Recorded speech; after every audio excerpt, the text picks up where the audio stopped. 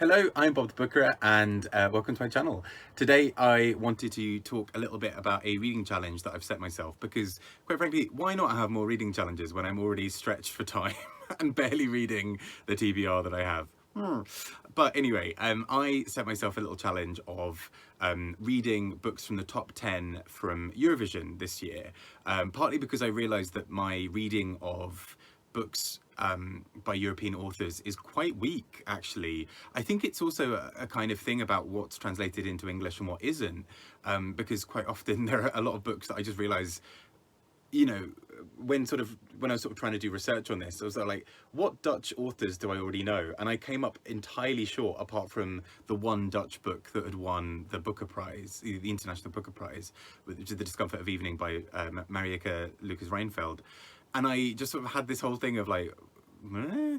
So I figured to myself what I would do is whoever came in the top 10, I would read the books. The UK then magically sort of was in the top 10, coming second somehow. So I excluded them from that on the basis that I read a lot of British books anyhow, and so it wouldn't be particularly groundbreaking for me to read another one, which then bumped the Netherlands up to being in the list. Anyway, I also really want to say a massive thanks to people who commented and gave really fantastic suggestions for some of these countries. These are the ones that I haven't covered here. My plan is to kind of keep those in the, sort of on the back burner and use those either just to read throughout the year generally or to store up for next year, because I'm fairly sure some of those countries are going to be up in the top 10 again. I'm looking at you, Sweden. And so let's get started. I'm going to talk through very, very briefly around them. I've not read any of them yet. I've started reading one of them, but let's do this. Okay, so let's go through these. I will put them in the chat, in the description below as well, so we can go through all of those. And for some of these, I can't actually find the translator's information in the book itself, so I'll try and add that down below later while I'm talking, but it's really important to kind of recognize translators where you can. So first up, Ukraine. I'm currently reading Grey Bees by Andrey Kurkov, which has been translated by Boris Dralyuk. And this is a book that is sort of looking at war, particularly from sort of Ukraine a few years ago, sort of around sort of 2013, 14, and particularly around Crimea, but sort of other parts. And this is a book that deals a lot with Ukrainian history, a lot of current Ukrainian culture, but also tries to do so in quite a funny way. There's sort of quite a lot of humour threaded in with some obviously quite dramatic and sort of devastating political and historical moments happening. So really, really excited to read more of this one. I've sort of about 30 pages in and really enjoying it so far. Then we come to Spain, and I'm reading, we'll be reading Wilder Winds by Olid, translated by McGloughlin, which is a set of short stories from Catalan, it's sort of translated from Catalan, but looks a lot at violence, sort of day-to-day life and sort of socio-historical, political events. Nice and cheery, but I also I've seen recently that the wonderful Bob Sphere has read this and loved it, which is very encouraging. And this is from a small indie press called Fum de Stampa, who translate a lot of Catalan literature into English. So really, really excited for this. Then we come to Sweden, and this very little dinky book. I kind of like how small this is. This was recommended by Gunpowder Fiction and Plot, who are wonderful, and this, I think they completely sold it to me anyway, but this is very much up my sort of street, up my alley, whatever the phrase is. This is a set of sort of connected short stories about an old woman who commits quite a lot of crime, which I have never heard a book that's more my kind of genre. I'm sort of fascinated by older characters, particularly older women, and I love sort of older women characters who are really sort of feisty, and so I'm really intrigued to read this. So this is An Elderly Lady is Up to No Good by Helene Tursten, translated by Marlaine Delargy. Really, really keen to see how this all goes. Next up, we have two books that are kind of seen as quite big world classics in many ways. And so I can't believe it's taken me so long to kind of finally be like, right, I'm actually going to read these. The first being Italo Calvino's If on a Winter's Night, a Traveller. And this is translated from the Italian by William Weaver. So this is quite an experimental and quite clever book, apparently, that sort of constantly changes this idea of who's writing, who's reading, It sort of tells the same story almost several times, but changes small details and things like that. And I've been meaning to read this for the longest time. I think I've had it literally on my shelves for about 10 years. And been meaning to read it ever since. So glad to finally be getting around to this, and very, very excited for it. And another big world classic is Jose Saramago's Blindness. And thank you. There are a few people who recommended another book of his. This was a lot easier for me to get hold of, but I'm going to keep an eye out for the other book and try and read some more Saramago as well, and as well as Pessoa, who I think a few people also mentioned as being a big name sort of Portuguese author to check out. And this is translated from the Portuguese by Giovanni Pontiero, and is just it seems like quite a wild book, a sort of a bit of a romp through like history and politics and this kind of quite intense story, it sounds like. So I'm excited to finally read this, and I think it's kind of an interesting thing with someone like Saramago, because I've heard this name so many times and have never checked him out, and had not really even kind of considered where he was from or whatever. And I believe he's even won the Nobel. You know, he's like a fairly big name author. So excited to finally get around to some Saramago.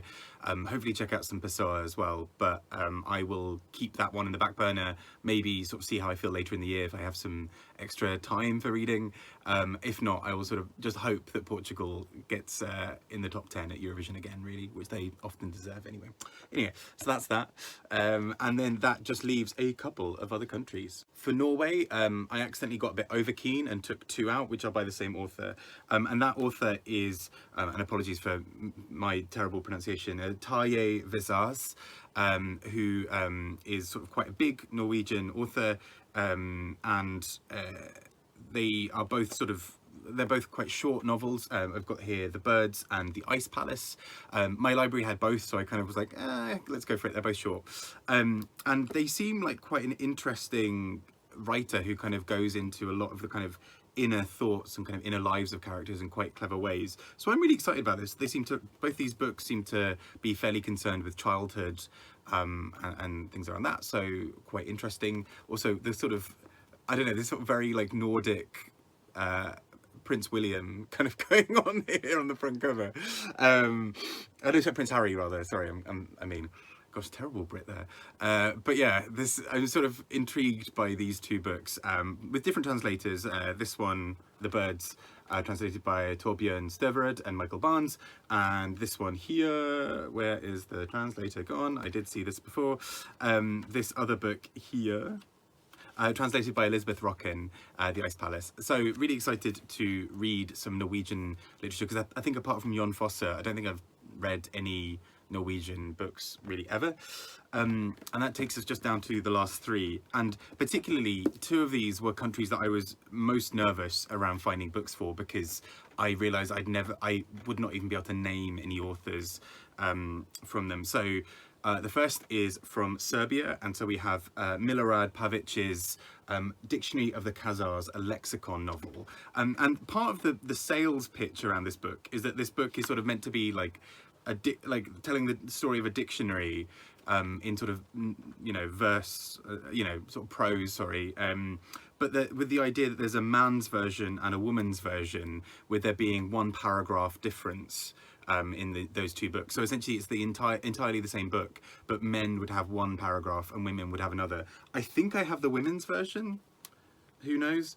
And it's translated by Christina Pribicevic-Zoric. So I'm kind of intrigued to see what this is all about, particularly this idea of a kind of central paragraph that's going to really change everything, depending on if it's the man's or the woman's version. Who knows? But exciting nonetheless. And the other is Bessarabian Nights by Stela Brinzeanu from Moldova.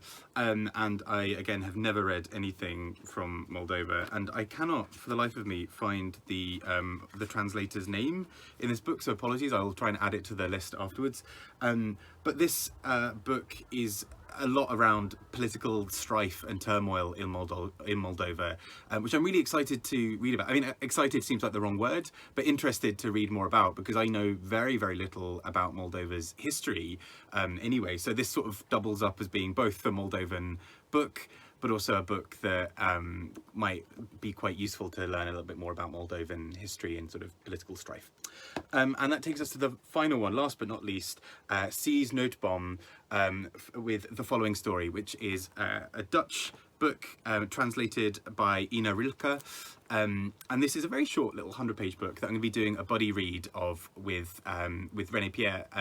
So really excited to kind of dig into this. I know that he's reading quite a few Dutch books at the moment, and so this kind of works quite nicely with it as well. But this is sounds like just a lot of characters who don't particularly like each other, really, but it also sort of deals a lot with love and kind of relationships. So excited to read all of these. And I should say, although this has been a very quick whistle-stop tour of me rambling about all of these books, I will be, doing a wrap-up of them. They'll appear in weekly wrap-ups probably over the next couple of months, and a few other bits as well. And I should mention, because I almost just entirely forgot, the Greek book as well that I am reading, which it has not yet arrived, which is how I've managed to forget it, which is Zorba the Greek, and I'll talk a little bit about it in just a sec. So Zorba the Greek was sort of apparently quite a big book, kind of made a bit of a splash in Greece when it was released by sort of an author from Crete, Nikos Kazantzakis, and this book deals a lot with a young man, and particularly sort of a bit of a sort of epic around his life almost. So really keen to check this out. This sounds quite bizarre, quite funny, and I can't actually see who the translator is from the details I've got from having bought it, but I'll share those once it's arrived. And so these plus Zorba the Greek are the books that I'm going to be reading. I'm going to sort of trickle them into my sort of reading over the next sort of month or two, and really excited to sort of just talk about them. But again, massive thank you to everybody who suggested books, came up with loads of really great ideas for books and authors that I would not have heard of otherwise, and also just to really, just to kind of encourage you, if you do have any other really great suggestions, either pop them in the comments for this video, or as well, just really it'd be great to go and have a look at the previous video, which I'll link as well, just to sort of see if there are any other great suggestions you might want to pick up, because there are so many great European authors and I do not know many of them, so very excited to check them out. I mean, this is always a difficult thing, right? There are so many writers from everywhere to go and check out and read and try and experience. It's a lot. There's so much to read that's good out there, but really excited that I get a chance to broaden my reading a little bit here as well. Anyway, I've been Bob Booker, talking about books, kill surprise, and talking about Eurovision, even more of a surprise. Speak to you all soon and have a wonderful day. Bye bye.